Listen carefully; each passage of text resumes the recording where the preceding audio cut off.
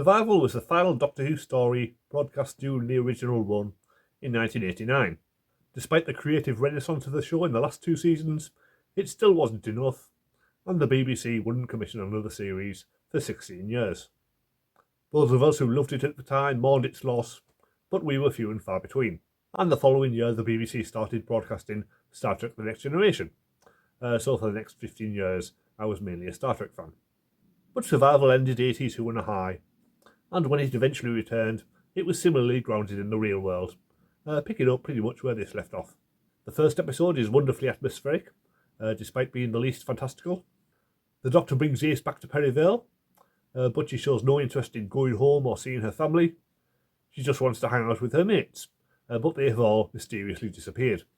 It was very rare for 80s Who to take place in such a recognisable real-world setting, and even in the 70s it was mainly all country houses and scientific research bases.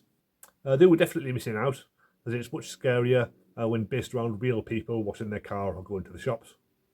The empty suburban streets help to create the feeling that something has gone very wrong here, and we soon learn what that is, as people keep mysteriously disappearing after encountering sinister black cats. The puppet cats are not a very convincing effect, lacking in movement and detail and just general realism. But as someone in the extras pointed out, the one on Sabrina the Teenage Witch from years later looks just as bad, and they probably had a much higher special effects budget. Hale and Pace, the comedy duo popular at the time, make an appearance as shopkeepers. They're not exactly acting, but they fit in better than Ken Dodd did, and their banter goes to reinforce the whole survival of the fittest theme, as does that of Sergeant Patterson, the psychotic youth club worker, who's played by Julian Holloway, possibly the only actor to appear in both Carrying Up the Khyber and Beverly Hills 90210. Ace is hunted down by a cheetah person called Kara, who's played by Lisa Bowerman, who Big Finish fans will know as Bernice Summerfield, although her face and voice are mostly unrecognisable until her character's tragic end. The makeup for the cheetahs suffers from being far too thick.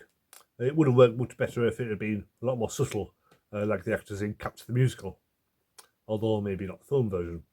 The planet does look good though.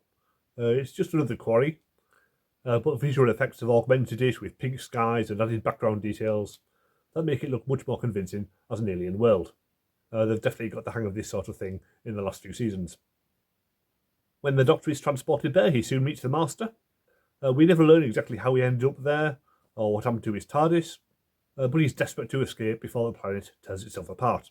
Anthony Ainley makes up for his last few underwhelming performances. The contact lenses and fangs give him a more animalistic appearance, which helps him seem more sinister and feral, and his new suit is also an improvement. On the planet, Ace finally meets her friends. Sheila and Derek don't get much to do, but Midge becomes the Master's companion, transporting him back to Earth. Ace also becomes feral, bonding with Kara and running alongside her in slow motion.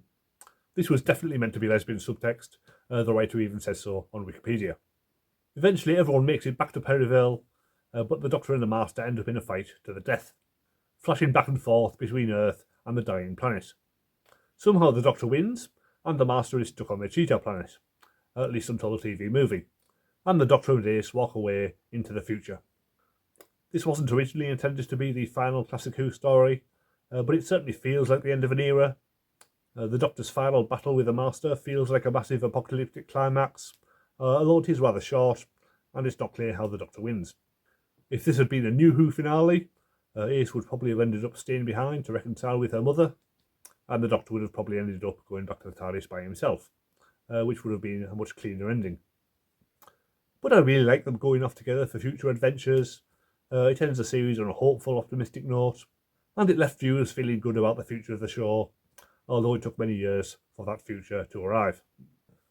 The DVD has about 3 hours of extra features, spread over 2 discs. Cat Flap is a 2-part documentary, lasting more than an hour, with Andrew Cartmel and Sophie Aldred talking about Ace's development, Sylvester McCoy on the darker version of the Doctor. We get Lisa Bowerman praising the script. There's contributions from the director and the actors who played Midge and Sheila. Everyone tells stories about Anthony Ainley. There's discussions about the deficiencies of the cheetah costumes and puppet cats, and there's stories about the filming in Perivale and in the boiling hot quarry. It's all very comprehensive and a fitting end to these making-of documentaries. There are some deleted scenes, nothing major, just a few slight differences, and outtakes with Sylvester McCoy joking around with Hale and Pace, plus there's footage of him dangling upside down from the cheetah's trap, and also impersonating Frank Spencer.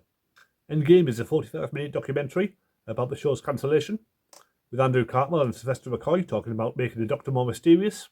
Ben Aronovich talks about the idea of lung barrow and looms, which eventually made it to the novels. Sylvester McCoy and Sophie Aldred tell us how they heard about the cancellation. The BBC executive in charge at the time explains why he cancelled it, although he did wait until the show came back before he talked about it. And we hear about possible stories and writers for the unmade season 27, most of which have probably now been done by Big Finish. Search Out Science is a kids' science show presented by the Doctor with help from Ace and K9. It's not exactly essential viewing, and the co-presenter they have is really annoying. Little Girl Lost is all about Ace's development, with Sophie Aldred, Andrew Cartmel and Ian Briggs talking about how the character developed from story to story. But if you've already seen the previous DVD documentaries, there's nothing really new there. Finally, we get all of Anthony Ainley's scenes from the Destiny of the Doctors video game. Completely out of context, so they don't really make any sense, but it's good to see his final performance. Overall, it's a strong end to the classic era of the series. I'll give it 8.5 out of 10. So that's the end of my Classic Who reviews, but not the end of my Doctor Who coverage. Over the coming weeks, I will be looking at various Doctor Who related projects from the 90s and early 2000s, before eventually starting on weekly New Who reviews from Rose onwards. But before any of that, next week will be my traditional End of Doctor wrap-up, as I rank all of Sylvester McCoy's TV stories from worst to best. Do join me for that, and I'll see you next time.